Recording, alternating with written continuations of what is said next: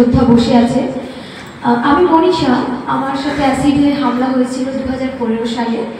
আমার হামলা হওয়ার পরে মুখ চোখ সহ শরীরের অনেক অংশই ঝলসে যায়, তারপরে একটা চোখ চলে যায়।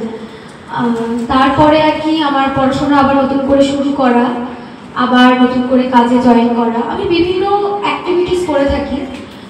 আগে অ্যাক্সিডেন্টের আগে অনেক কিছু হওয়ার স্বপ্ন দেখতাম, খুবই ফিল্মি টাইপের একটা মেয়ে। টিভি সিরিয়ালে যেই ক্যারেক্টার দেখতাম, আমি তাহলে নার্স হবো, আমি অ্যারোস্টেড হবো, এরকম হবো।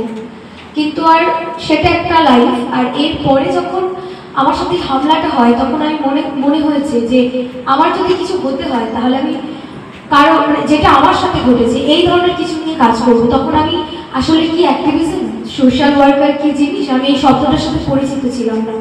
পরে পরিচিত হয়েছি যে এই ধরনের কাজ করেন যারা, তাদের আর কি এটা পরিচিতি আর কি। যাই হোক, যেটা আমার বলা সেটা আমার 2017 সালের একটা ইনিশিয়েটিভ নিয়েছিলাম।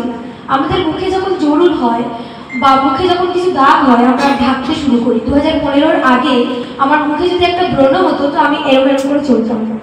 2015-র পরে আমার মুখটা পুরো ব্লাস্ট করে দেওয়া হয়, মুখের চামড়া গলতে শুরু করে। কিন্তু তারপরেও দেখেছি যে কি পরিশ্রম করে ডাক্তারবাবুরা চেষ্টা করেছে মুখটাকে ঠিক করার, যতটা পেরেছে আর কি। কি পরিমাণে মানুষ চেষ্টা করেছে আমাকে সাপোর্ট করার। তখন আমার মনে হয়েছে জীবনটা তো আছে, ঘুরে দাঁড়াতে হবে। তারপরে আমি বুঝিনি যে আমার জন্য একটা গোটা জগৎ অপেক্ষা করছে। আসলে আমি যে স্বপ্নগুলো আকাশের দিকে তাকিয়ে দেখতাম, যে প্লেন চলে গেলে বলতাম ও রোজাস 1 টাকা দিয়ে যাও, সেই প্লেনটাও আমি চড়তে পারি।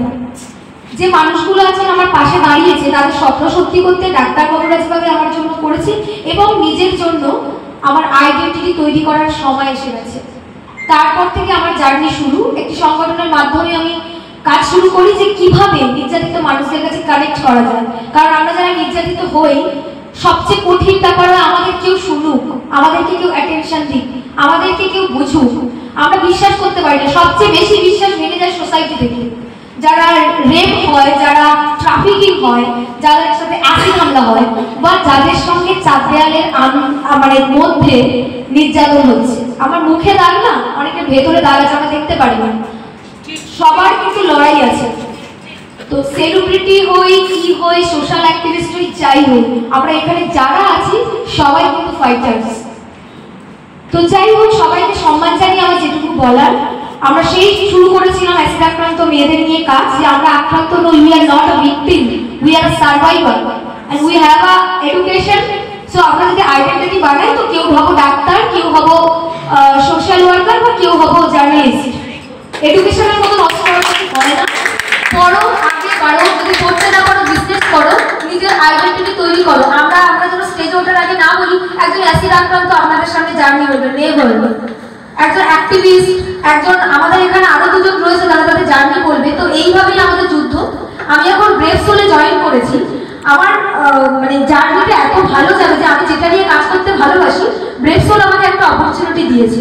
এবং ব্রেভ সোলের সঙ্গে SRK কথা হচ্ছে, আমি শাহরুখ স্যারের সাথে দেখা করার 2-3 বার সুযোগ পেয়েছি। তো সেটাও মনে হয় এই জার্নির জন্য পেয়েছি, যে যদি ঘুরে আমি দাঁড়াতে পারি, বা আপনারা সবাই যদি ঘুরে দাঁড়াতে পারেন, বহু কিছু আপনাদের জন্য অপেক্ষা করছে। যেটার টাচে আমি গেছি, সেটা কখনো প্রসেনজিতের পাশে বসেছি, কখনো ঋতুপর্ণের পাশে বসেছি। আমরা তো সেই সাদা কালো টিভি দেখা গ্রামের এক কোনার মেয়ে, তো আমাদের কাছে এটা বিশাল ব্যাপার। এই এক একটা স্টেজ আর এক একটা মানুষ মিলে আমাদেরকে প্রতিনিয়ত আমাদেরকে জিজ্ঞেস করা হয় যখন, না তোমরা এত ইন্সপায়ার হও কি করে, এত সাহসী কি করে। এইগুলো হচ্ছে স্টেজ আমাদের প্রতিনিয়ত আমাদেরকে এনকারেজ করে, আমাদেরকে কনফিডেন্স দেয়, এবং আগে যাওয়ার জন্য আবার কি করবো, তাহলে আমি আবার একটা বেটার কিছু জায়গায় অপরচুনিটি পাবো। এবং আমাদের জার্নিটা শেয়ার করবো যে আমি একা নয়, সবার এই সমস্যা রয়েছে, তাদের পাশে গিয়ে দাঁড়াতে হবে। এখন আমাদের ব্রেভ সোলের কাজ সার্ভাইভারদের সঙ্গে মিট করা, অ্যাসিড মুক্ত সমাজ যাতে গড়ে তোলা, তার জন্য ইনিশিয়েটিভ অ্যাওয়ারনেস ক্যাম্প করা, এবং যারা এই হামলা শিকার, তারা পড়তে চায়, নাচতে চায়, গাইতে চায়, খাবার তাদের নেই, তাদের সমস্ত সমস্যা থেকে তারা কি করে মুক্তি হবে। আমরা একাই জানি না করতে পারবো, সবাই মিলে দায়িত্ব নিতে হবে যে তাদেরকে তুলে আনতে হবে। কেউ সুন্দরবনে